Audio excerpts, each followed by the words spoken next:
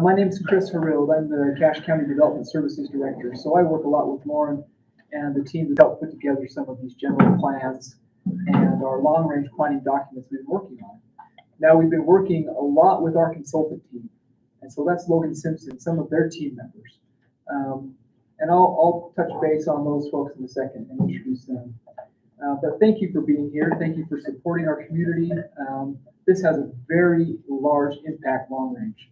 So when you consider who's sitting in this room and how much population there is in the county, you are having a very significant impact with your input. So we appreciate your time and your input. And as you look forward to next week, and I think Miriam will touch base with that, we're going to have some focused stakeholder discussion next week. So thanks for being here. We encourage you to come again. But before we get into that, I want to introduce who we've got here. David Zook is our county executive. He's been here for how many months? February. 5 months. It goes fast and long at the same time. This for me. I'm not speaking for you, so I apologize, but it's not that way. We'll let David introduce and welcome us here. Then I'm going to go ahead and introduce the rest of our panel and let them talk you through what we're going to discuss. David. All right, thanks, Chris. And thank you all for coming here tonight. This is good to have input on this important process. I want to thank Chris and all of his staff for leading this effort on the county side. And then I want to thank our elected officials for our support. We have our council chair, Jim Wortham, in the back, and General also on our council. And they've been supportive of this process. And it's really important for us to have a good plan in place. And it's been a number of years since the county's updated this plan. And we're actually not just updating our general plan, but a couple of subsidiary plans to it as well. That'll give us some great information. But as you all know, we're growing. If you've seen the results of our census that have come out so far, you've seen that Utah is the fastest growing state in the nation. And if you look at Cache Valley, we're definitely a big part of that. Cache County is projected to double in size in the next couple of decades. But if you ask the state, they say that's going to take 20 or 30 years. And I was just talking to somebody today about it, and I feel like it's going to accelerate for us because the Wasatch Front is going to be built out. People are finding out that we're such a great place to live out here. The quality of life is superb out here. I think there are a number of things that are going to drive people to come to Cache Valley faster than anticipated. One of those is what happened the last year with COVID, and the fact that people can kind of live wherever they want. They can work from home. So if you can live and work wherever, why not pick a place with really high quality of life? Why not live somewhere like Cache County? So I think a number of those factors are going to affect us and accelerate our growth going forward. And when I ran for office, I talked to a lot of voters, and the number one thing that I heard from our citizens here in this county is that they're concerned about growth, that they're concerned about the impacts of that growth on our quality of life here. One of the things that makes our valley beautiful, if you look at these photos on the wall of the outdoors and the agriculture here in our valley, that's one of the things that makes it so beautiful here in Cache County. Is we have these beautiful open spaces, the farms, the fields, the livestock, the wildlife. And that is a big concern that I've heard from our citizens is they want to preserve that. That's one of the reasons why they love living here, is because it's beautiful and we have this open space. The question is, how do we balance the many different aspects that we need to balance in growing? How do we balance private property rights? People own property and they want to develop, they want their kids to build on that land.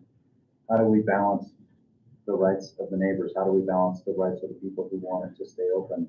How do we grow in a way that's efficient, where we're not having leapfrog development and having infrastructure stretched out in between development?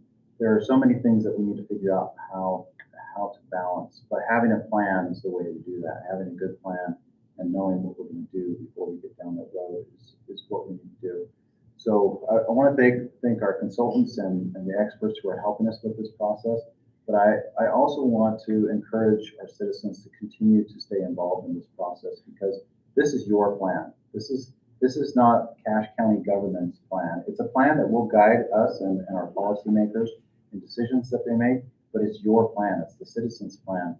And we need input from you to know what you want and what you want your future to look like here in Cache County.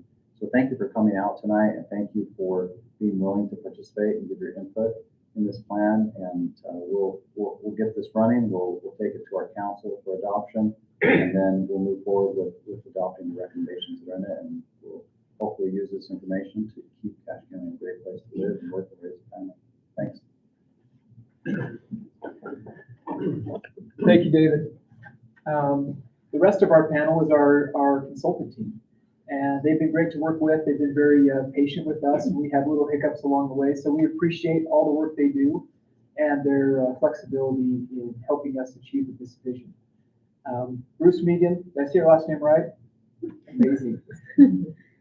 Bruce is a principal with Logan Simpson Design. How long have you been there, Bruce? For a decade. Okay. Good background, good experience. We've had good experience with them. Next to Bruce is Jim Carter. Also, he was giving me his background just a minute ago. I started to draw a little bit. Shrink again. But a lot of great land use experience, legal experience. We're excited to have him when we start talking about some of these communities and these regional collaboration pieces. Working really well with the Logan Simpson team in driving this vision again. Next to Jim is Woody Woodruff. He's with 4Ox Engineers. He's been up here quite a bit in the valley, helping with transportation type issues. More recently, I believe you were helping with Logan City. You were helping us, and then you're also going to be helping us with some of those finer details with maybe internal transportation planning and considerations. If that sounds right. Okay. Correct me if I'm wrong. Any of this, if I'm wrong, just say Chris, you're wrong. We're also enjoyed working with Susie Becker with Zions Bank. It's been just a privilege to chat with you and hear your input and receive your kind of analysis of things that are happening. You're really involved with a lot of these cost of service pieces and helping us understand where some of this rubber hits the road, where all our great ideas have to come to reality. So we'll start with Bruce. I think you just spend a few minutes and talk us through where we're at with what's happening on the plan, and then we'll just move down the line with everybody. Thank you. Well, I want to start by thanking you for coming out and spending your evening talking about growth and planning. So, and also want to thank all the viewers who are online. We always forget that there's many more of them now than there used to be. So, but thank you for coming in person as well. I'm going to start by saying that this is sort of a once-in-a-lifetime opportunity for everyone, is to be part of a planning exercise. So you should be proud that you're helping to shape the future. It's hard to think about what's coming ahead and plan a place for the next generation and not just for yourselves. But I'll say that this isn't the first time this has happened. The reason why this area looks so nice is because people have been planning for a long time. Going back to the 1860s till now, they've done plans like this, had discussions like this, so it's not the first time. Also, you have to check in on plans, and that's key. You don't just do a plan in the 1860s and sort of just roll, because the world's changed. And if you look at your kids and how they've changed and how technology's changed, the world's definitely a different place. So this is a time for us sort of to check in on a plan that was done a while ago. And that plan was done in, I think it was 1998, so 23 years ago. So that's, I guess the plan's about the same age as my daughter, so to give you a reference. So it's a good time to check in, because I'm assuming things have changed. First of all, what is a comprehensive plan? It's important to understand what it is and what it isn't. It is a vision set forth of what you want to see over the next 5, 10, 20, 30 years. So again, not just what we want today. And it includes both vision and policies. And it's not, it's a guidance document, but it's not regulatory. But it sets the stage for everything else. So I don't want to diminish its power, because the power of the vision of what you want to see is how people make decisions. They hold that document and they say, well, this is what we've heard from our residents, and this is what we want to do. So it does have some weight to it. In addition, it sets the tone for all your other documents. So whether it's transportation or economics, it really sets the stage for what is included within those documents. The other thing that's interesting is it's comprehensive. I'm going to speak a lot about land use because that's what people are really, really interested in, because land use and growth are what sort of we're facing right now. But it includes more than that. It's what keeps us healthy, what our environment feels like, are we an inclusive community, how we move around. So it's truly comprehensive in nature. The other thing that's interesting about a comprehensive plan, again, is that ability to look 20 years out and sort of think about how technology and people are going to change and try to embed that in a comprehensive plan. It's a really hard to guess what's coming, but I think we're up to the challenge. There's been a comment already that this area is changing, and clearly we've got to acknowledge that growth is it's not coming, it's already here, and it's happening quickly. And so if you look at where we're going to be, I think you're right. I think growth is going to happen way faster than we think. And we're going to be a community before you know it. And we're going to be around for this of 200,000 people. And you're like, whoa, that's a lot of people. And how are we going to maintain our quality of life? In addition, you've got to look at how many municipalities you have. 19 municipalities. That's a lot. So you've got a lot of urbanity. However, if you're someone who loves, the pictures on the walls and say, are we going to lose that? It's important to realize also that about 10% of development is within these urban areas. So that's a good thing. 10% of sort of land areas within these urban city boundaries. So that's a good message, meaning you're in a good place. That means the cities aren't encompassing all of your land area. Now, when we think about what's going to happen in the next 20 years, 30 years, it's probably going to be more like 30% of your land area is going to be encompassed by cities. Now, is that a vision that we like or don't like? But compared to some other places, it's not a horrific vision. It's still, most of it is going to still be rural in some form if we do this right. But we just have to make sure that we do it in the right way. Now, we're blessed that a lot of the land is public land, but also a lot of the land is covered by county zoning, which does encourage agriculture. So that includes, and maybe to point out, there is a difference between zoning and what you see in a comprehensive plan and a future land use map. Zoning is regulatory, so that is something that you do have to go by when you develop. So, and we speak a lot about zoning in this process just because the nature of that plan is a little bit old. So we talk a lot about the zoning because it sort of tells what is the intent of the comprehensive plan. But there are two zones that are out there. One is the county forest recreation zone. That sort of encourages you to have about 40-acre lots. That dominates about 3/4 of the lands outside of the city is that zone. So that's actually a good thing to have in place, meaning you have a large zone that says, all right, we want mainly agriculture. And from there, you can choose if you want to adjust that or not. But at least you're starting at a high benchmark. And then you have about 25% or so of that land in what's known as A10, so 10-acre lots. A lot of that, and the reason you have it is that those larger land areas you can put into that greenbelt exemption, which does give you a tax break for farming. So you have a lot of tools in place that sort of says what you want to be and sort of encourage this is city and this is rural. There is also some other zones within the county though that you have the ability to create county subdivisions, and it's important to realize that. And those are, it's probably less than 1% out there, but you have zones that are called RU2 and RU5. So you do have the ability to create a subdivision outside of the city. And when you look at the zoning right now in that future land use map, you'll say, well, hey, look, a lot of this is protected. What we do have to realize though is that at any time, someone can choose to actually subdivide their property. And if it's the world's electeds and so on, they could do county, sort of suburban level development in the county.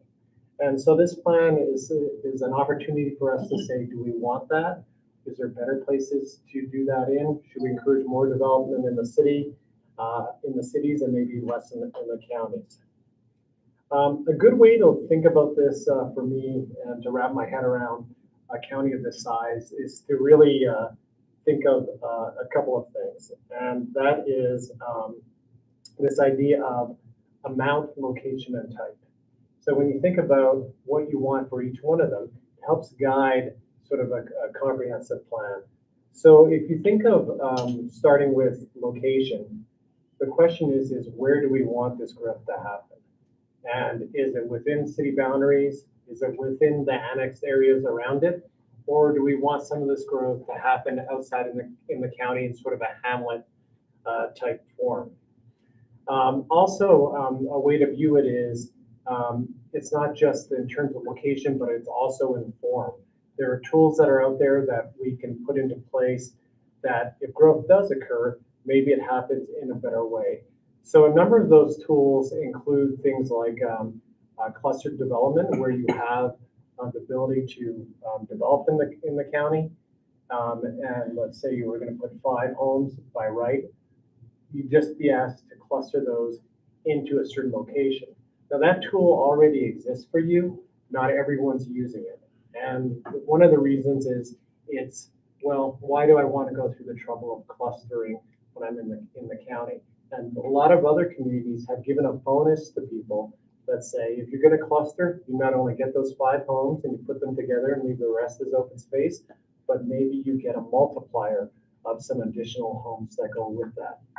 Other tools that you can think of for that development in the county are things called transfer development rights.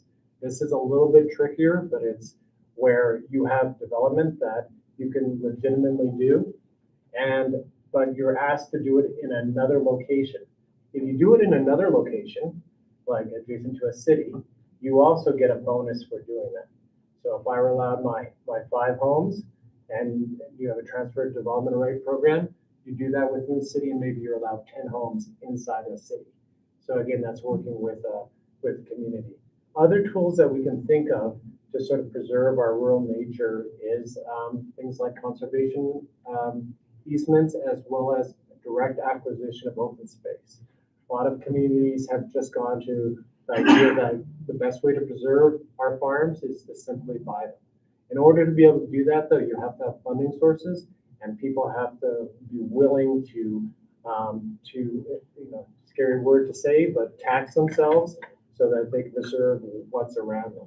So these are options for definitely location and sort of amount of where we want growth. Lastly is sort of the type of growth that we want to see out there. And even if growth occurs in the county, we can help sort of drive what it looks like. So how big are the homes?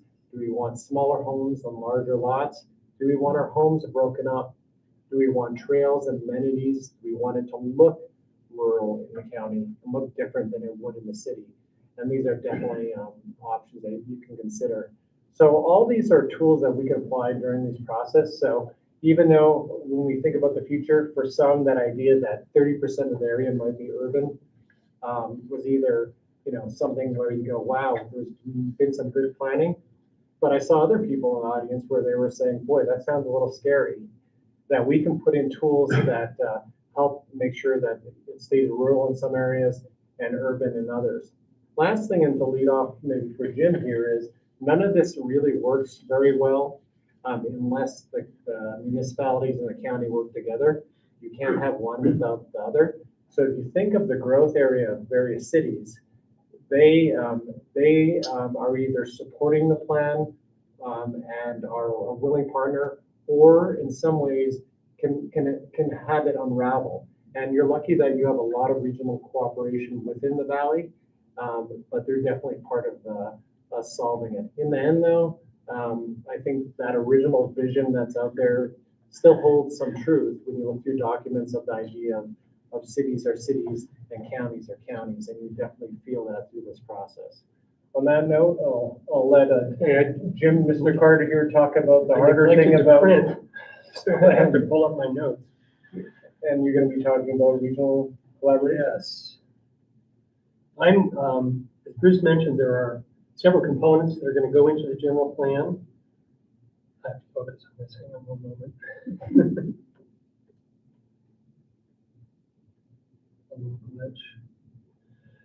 And one of those is a regional collaboration plan, and I'm the sort of the sub-project manager for the regional collaboration plan.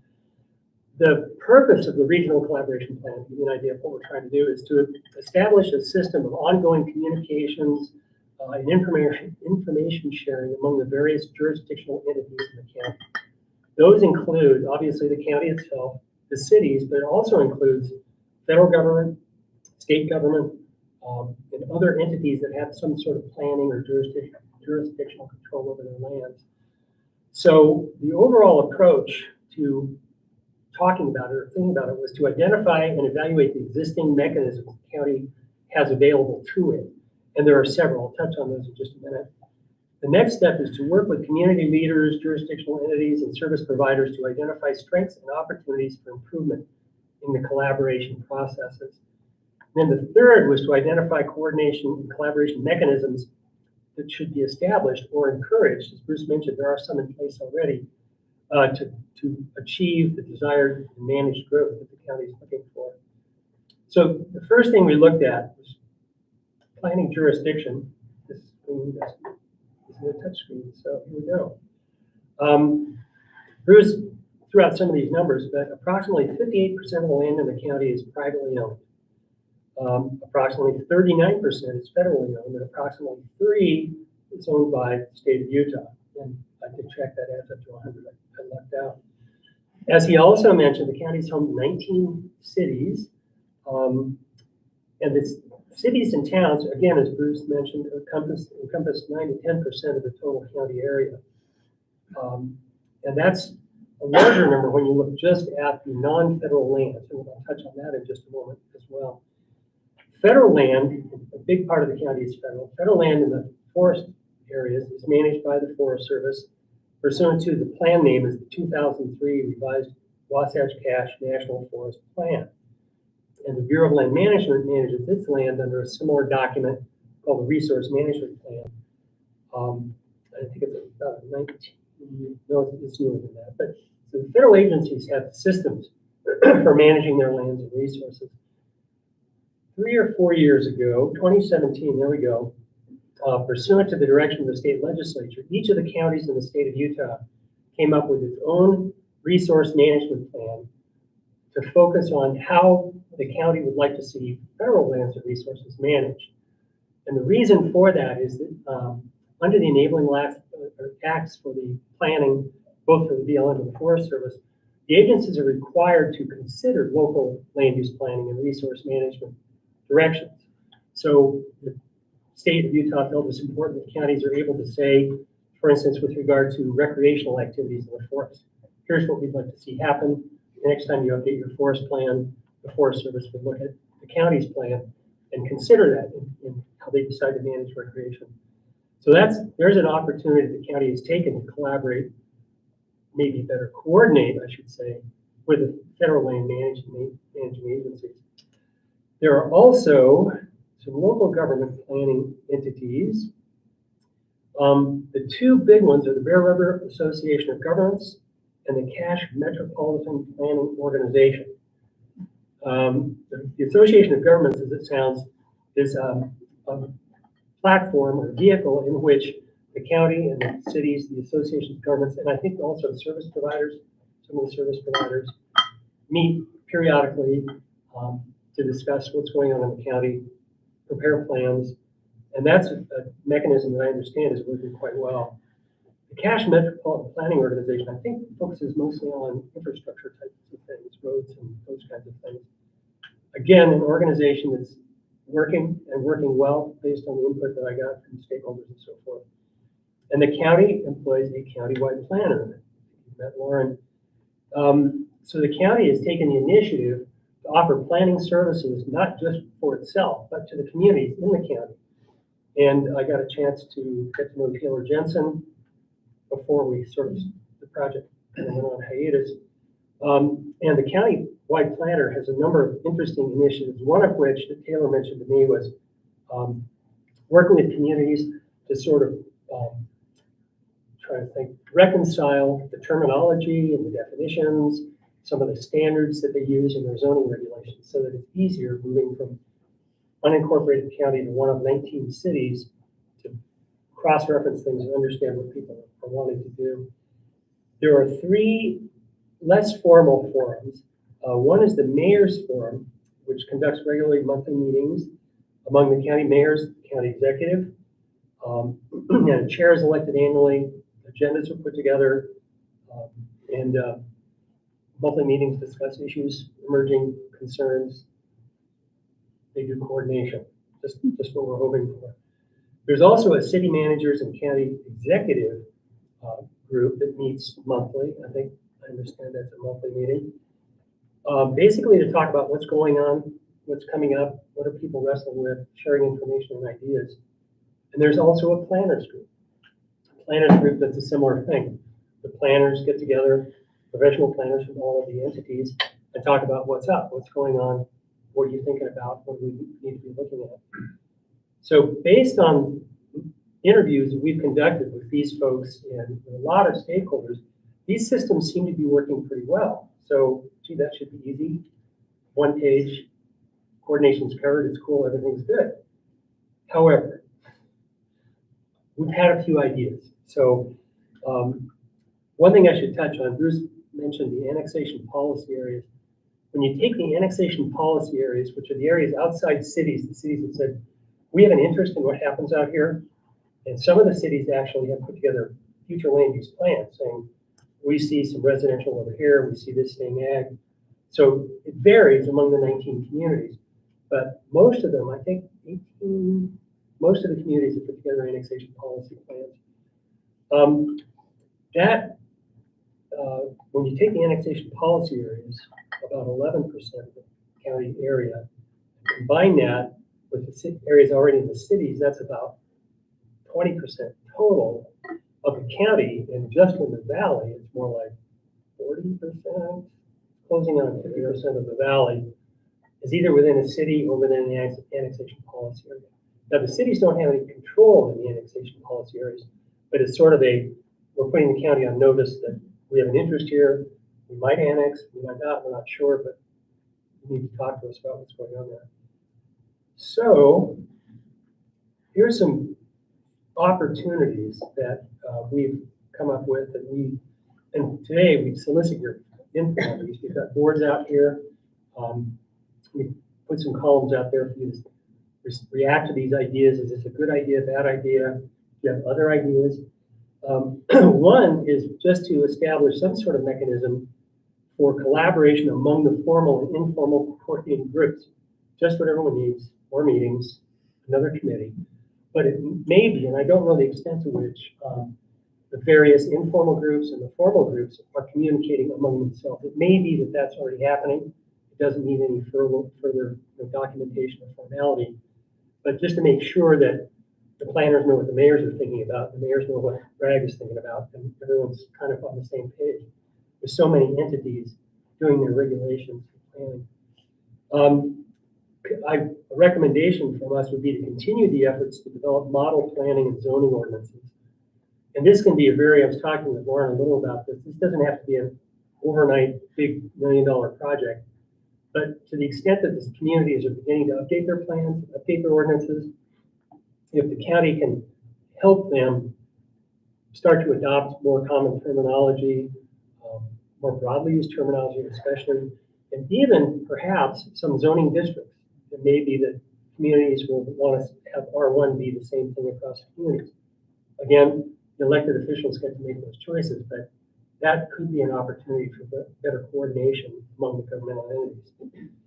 Getting a little more formal would be to enhance the coordination among the county and the cities in the annexation policy areas. There's a requirement in the statute, in the cities, the county's code, that if a development is adjacent to, I think is the language, a city boundary, then the developer needs to get a letter or some sort of communication from the city to the county that the city's okay with this, the street's line up, or whatever it is, whatever their considerations are. That, I think, offers a lead into even more formal or structured coordination that you may want to consider. You could start just with the county going out and talking to the cities and sitting down with them, saying, what do you guys have in mind for your annexation area? If you were to annex this, what uses would you see appropriate? Or why is it in your annexation area? Are you really thinking you'd annex this, or is this more, you want to be knowing what's going on out there? Another step in a little more formality would be developing county planning advisory areas. And there are a lot of states, I know Montana allows for this, I think Idaho allows for this, but you identify the cities, it could be several cities in the county would identify an area of common interest, saying, we're going to see a lot of development pressure, interest in this area. Maybe we should have a standing group and call it the, I think, name of two little cities that are next to one another, planning area. And we're going to meet periodically just to keep our fingers on the pulse of what's going on in this particular area. One step more formal is to actually create joint planning groups. Utah law does allow for a city-county joint planning entity that would make recommendations with regard to development applications in the area. Some people say, no, we don't need another level of government. Communication would be enough. But I worked on a project in Billings, actually. Billings in Yellowstone County has a single planning commission. And they look at, in this area, it's an unincorporated county of the city of Billings, this one planning commission makes recommendations to either county commissioners or to the city council. The elected officials make the final decision, but the planning is actually being done by one entity, one planning staff. So that may be a step or two steps too far for Cache County and the cities in Cache. But so we see opportunities based on what the county is already doing and based on the annexation policy areas as sort of a stepping stone to move into more regular and effective communication and collaboration. Blank sheet, I'm done. I think that's it. Woody. So part of the overall planning is very important is the infrastructure. That's a very important and critical component of the future development and growth of this county. I just wanted to just start with a story. This weekend, I was in a meeting and talking with someone, just talking about perspectives. And any jazz fans here? No jazz fans? Okay, there we go. So I was in the conversation in this. We were having a conversation about how the Jazz were doing in the playoff, and we were having this talking about how the Jazz were doing. And Mike Conley, of course, he actually came from the team that he's playing against, and it's kind of interesting how that's panned out. But they've been very successful. And then this gal just stood up right in the middle of the presentation, and she turned around. She had her Memphis Grizzlies shirt right on, and she stood up and talked about her team and said, "Oh, we're worried about what's going to happen to her team." I said I thanked her for having Mike Conley come to the Jazz because he has really helped them quite substantially. And then I also, when I was in Park City that weekend, as you may know, Mark Heaton, who was a former Jazz player, 7'4". He's a giant in our community. He really is a giant in our community. But it was interesting. He shared this, and someone had shared this piece with us. But he said when he was as he played at UCLA and sat the bench, and he had a conversation. He said this 5-minute conversation he had with Dwayne Wade changed his perspective and his life. And that conversation was what his purpose was in what he was going to do. And Dwayne explained it to him that you just protect that basket and don't let anybody get in there and score a bucket. And that was his whole purpose. And he's like, I've never had anybody explain it to me where I connected and I understood what my purpose was. So sometimes we're trying to do too many things, in our lives, and we do good at them, but sometimes we need to have someone to help us focus our perspective on maybe one thing, a plan. And this actually changes, you know, he has the record for the most block shots in the NBA. And so, I just tie that. The important thing here that I want to say is connecting the communities is very critical in infrastructure.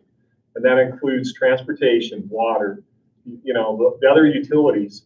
We've also talked about in here, what about renewable energy in the county? Is there other things that should be considered and looked at or talked about?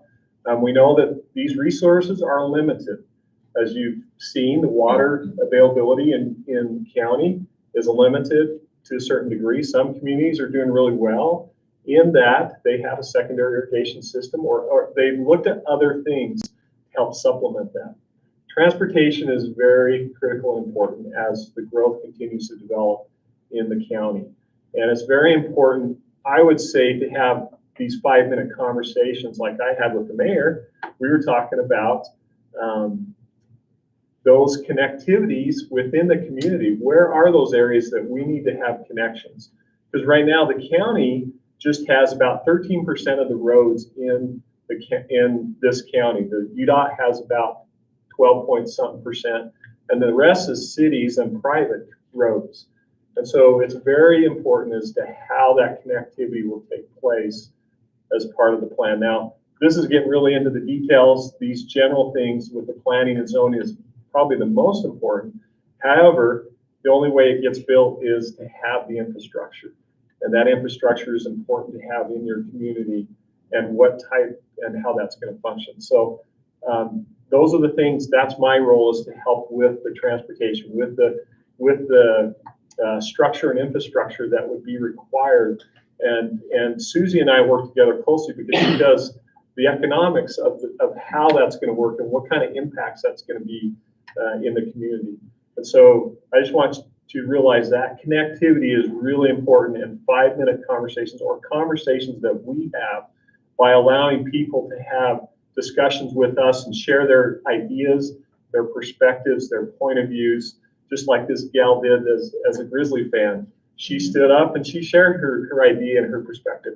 Well, each of us need to share our thoughts, our feelings, our thoughts, because it's amazing how one thing, just a small conversation, can generate some incredible ideas in the community. And I've seen that in my 28 years of career of working with government and working as a consultant, because I spent half my time as a city engineer working in cities, helping communities grow and develop and making connections and connectivity in different ways. So those are really important and critical to think about and have those conversations. So this is a great opportunity. I'm glad that that's one thing I found in this county is you are willing to communicate and connect and talk with the other cities. That's really critical. We have 19 cities that are there, and to make that connection is really important. So with that, Susie is going to talk a little bit more about the financial. Great, thanks. I'm going to stand because I don't think my voice is quite as loud as the guys. So maybe you need to make sure that you can hear me. So we're working with the cost of service model and with economic development, and they really go hand in hand. So what the purpose of the cost of service model is for the county to be able to evaluate if development takes place in this part of the county, what revenues will we get, kind of economic development, but what costs will it be associated with providing services? What if it takes place in here? What is the cost benefit? How much difference will there be?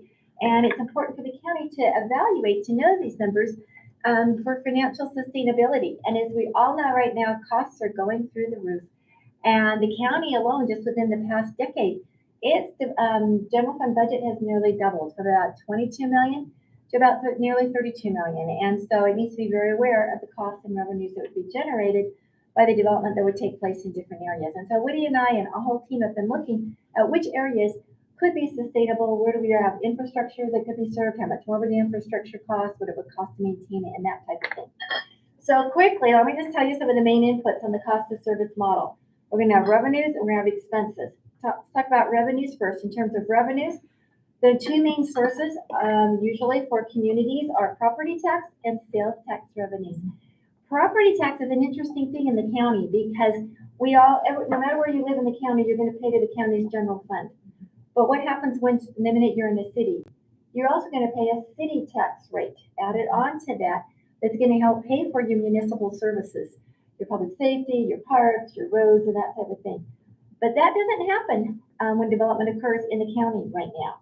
And so it's a little bit at a competitive disadvantage with communities in generating revenue through a lack of municipal service tax rate and property tax.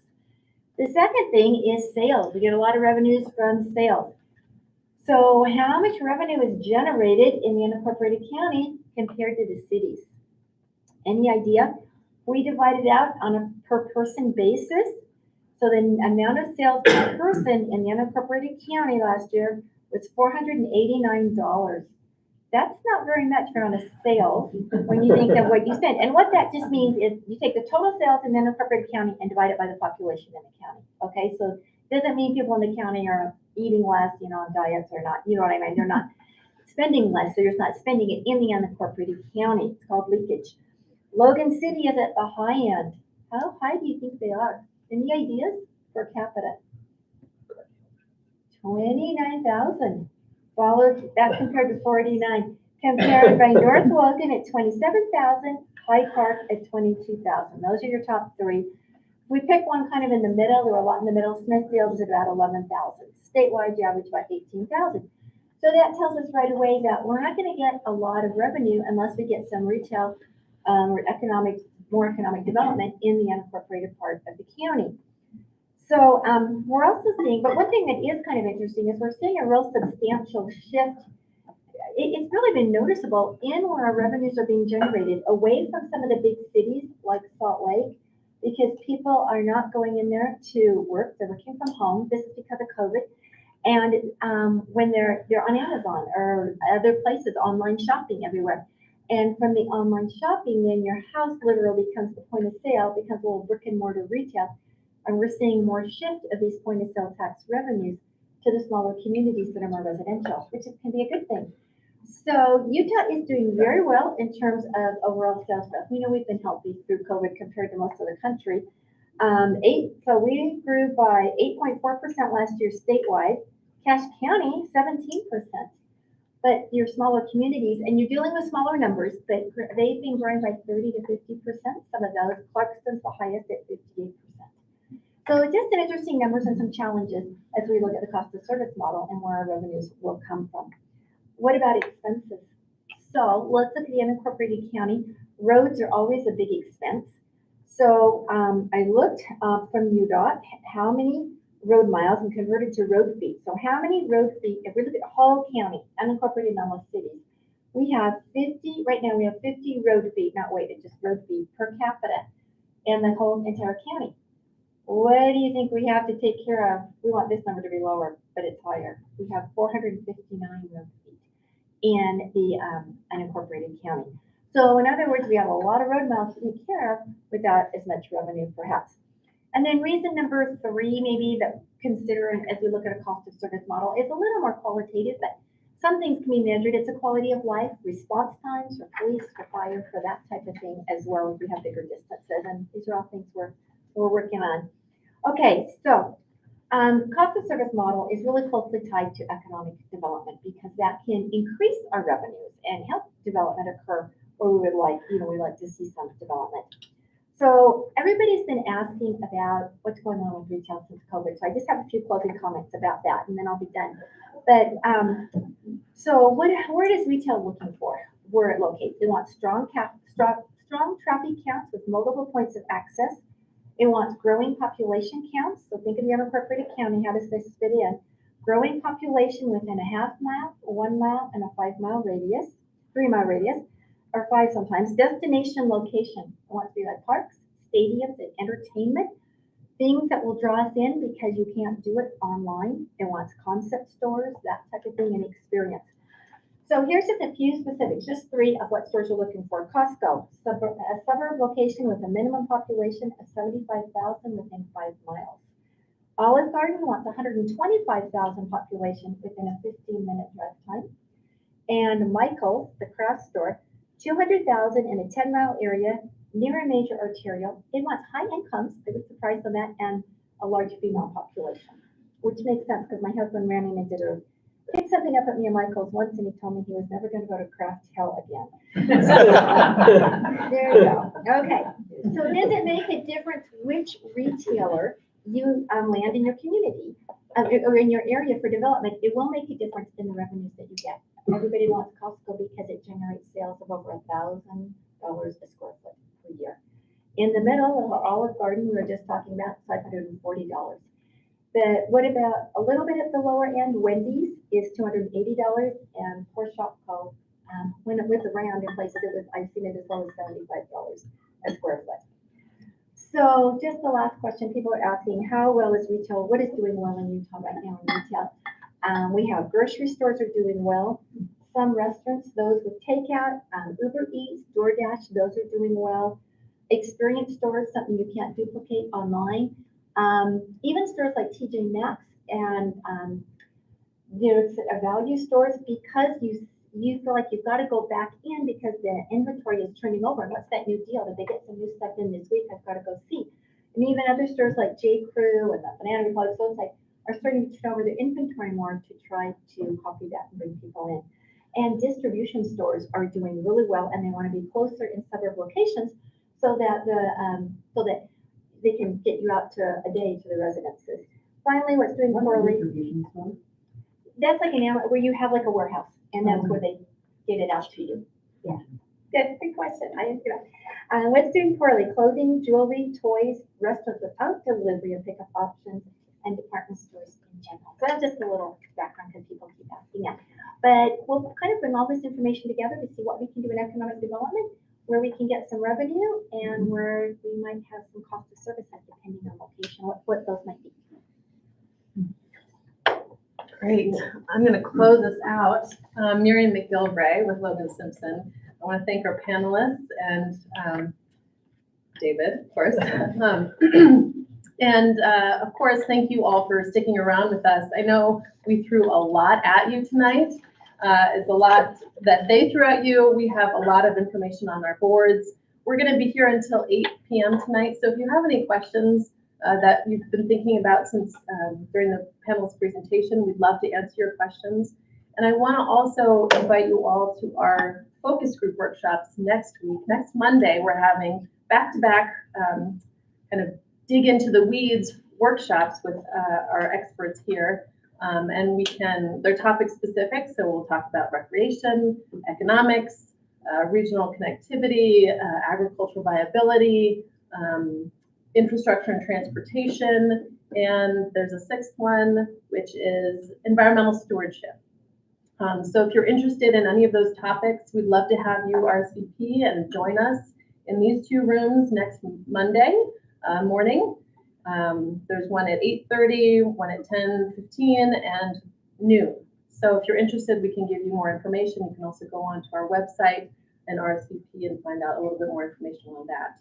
But with that, call to action, this is where the sausage is made in the process. So we're really working out all these kinks, and we've, all the information that our experts are gathering, all the information that you are providing as experts of your own communities will be going into this. And hopefully, as our process diagram up in one of our boards up front shows you, we're hoping to round this out this fall. So we will be coming back to you in July after we take a second stab at our policies, our opportunities, our future land use drafts that we are working with right now based on your feedback. And so if you don't feel like you've gotten your community to come to these events, or you feel like your neighbors would be also invested in the outcome of this, which they will be, they should be, I would encourage you to look back on the website, and we'll have some online activities in July. So it's a second round of what we're working with here, just to make sure we heard you correctly. It's the second round, so you'll have another opportunity to review all the things that we're working with. So we're not going to do question and answer here, but we will move over to our open house room, and anyone with a name tag, and Susie, I'll get you one, can answer your questions. And we hope you can stick around with us and join the dialogue. Thank you so much.